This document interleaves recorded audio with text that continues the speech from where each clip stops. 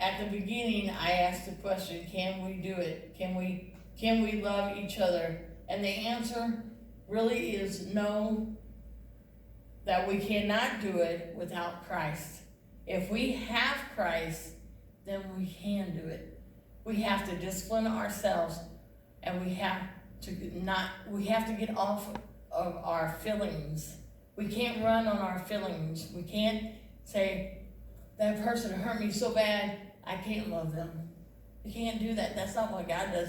If God did that, I'd probably be, I don't know, I probably would be not here, I guess, because I'm sure I messed up enough throughout 51 years now that, that he could say that, you did something, you did this over here, but he doesn't do that. We're not supposed to do that. We have to forgive. Even those who crucify him, he stands ready to forgive you for the lack of your love. He wants to show his mercy toward you today, to cleanse your loveless heart and fill it with his loving Holy Spirit, and receive his mercy and place your trust in Christ, and let him teach you how to love as he has loved you. I have a little bit of a few little examples. Come down here a little bit.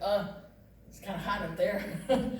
I have a little bit of example of what something I've been through, and I've told the story a few times. I've shared it on Facebook a few times, and but I don't talk about it like a whole lot. But back in 2010, when we got ready to move to El Paso, Texas, I was working that morning. It was a Sunday morning, and I had to work, and there was a man that came in. He waited for everybody to be gone, and then he came in and acted very suspicious. He parked at the pumps, and he went ahead and pumped the gas, and then he came in, but he walked around. He had sunglasses on, and my mind just didn't register. It was not sunny outside, and it wasn't raining, and he had a hoodie on, and it wasn't. It wasn't even cold because we moved in May, so it wasn't really cold. But my mind just wasn't in the frame of this guy just walked in with sunglasses and a hoodie at my work. Not even thought about it.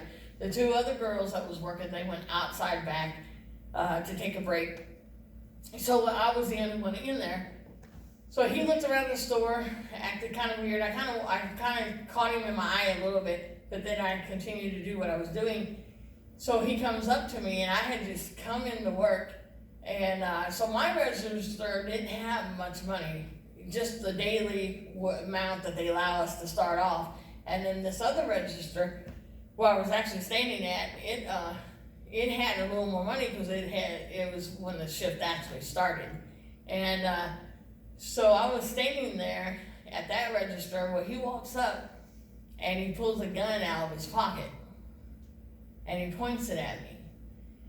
So he tells me that he wants cigarettes, and I'm like, okay, so I get him cigarettes.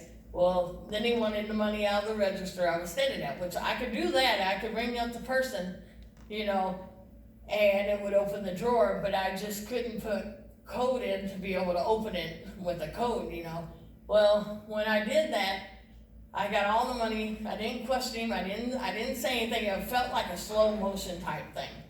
So whenever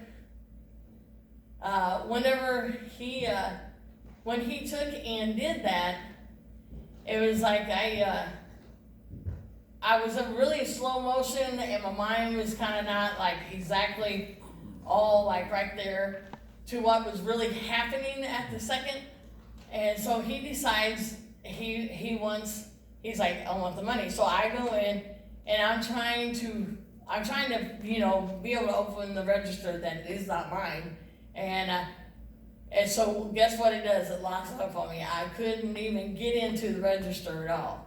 And so, and here he is with that gun pointed at me. I'm like, and he's like, well, why does it say close? I said, because I locked myself out of it. I said, this is not my register. I can't get in. Well, is that one yours? I'm like, yes. So I go over to the other one, and I take and let him, I take the money out, which, like I said, it was not much because I just come in on the shift, So I gave it to him, gave him cigarettes, and he walked out the door, and he drove off, and I pushed the little button because roads he taught us not to take and push the button until after, that they are out of the store for safety purposes, The whole time I was thinking about the girls out back since they were on break, and I kept saying, in my mind, I kept saying to them without them knowing it, please don't come in here, because if they scare him, he might shoot me at that point, So, but he didn't. He went on, and the next Sunday, he took and I guess maybe half a mile or a couple miles or something down the road, because it was down in Jackson area, and he robbed again. Well, then they caught him. Then they wanted me to identify him because I'm the one that really saw him the closest, and so I did that. So he went to jail. He served some years, and then he got out, and then he did get out. But with me being a victim of a robbery, well, I get emails, I get phone calls, I get texts to tell me every little thing about this guy now. And the only thing, everybody's like, aren't you mad at him? I'm like, no. I actually looked his name up. He never did a crime until that day. And ever since, he's been just keep going with it, So instead of being mad at him, what I did, even with him in jail, because I don't know how jail is, but I've heard you can even be hurt in jail. You get in a lot of stuff in jail too, So what I did, I turned it into a prayer that I was grateful and thankful he didn't shoot me for one, he just took the merchandise and the gas and he left, and then I always prayed to God, and I said, please change his heart when he comes out of jail, because sometimes you could serve a little amount of time, you don't have to, because really he was supposed to be in there for 20 years, but he ended up getting out on my stuff. He ended up getting out, I think 5 years or something like that. So he served 5 years, and then when they started texting me, started calling me, and started emailing me, and let me know that he was getting out of jail, so I would know. And so when they started doing that, I immediately went to my knees. I wasn't worried about me. I was worried about him, because he never ever did a crime before. Like I said, I did a complete search on this guy. Because I was like, he just seemed very quiet, it just all of a sudden this happened, And so I was praying, and I told God, I said, now that he's got a chance, he's got a second chance, please let him get his life right. Don't let him do that again. 2 months later, he actually started doing it again. He did it all over again, but this time he went on north somewhere and did it. And so then I started getting texts again. I mean, literally, I'm connected to this person.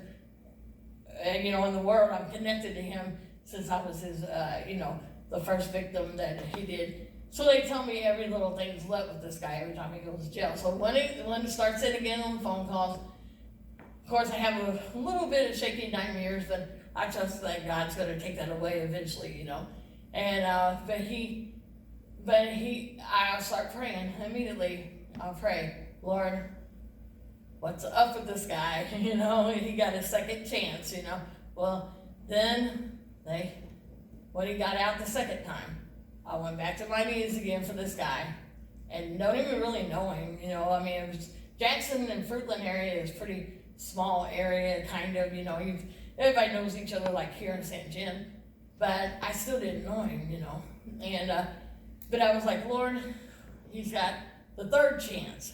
How many times does somebody have to have a chance to make it right? to make it to and everything. And I had someone say, how can you continue to do that? How can you not be mad? How can you not be hurt? How can you not be afraid? I said, because I have Jesus.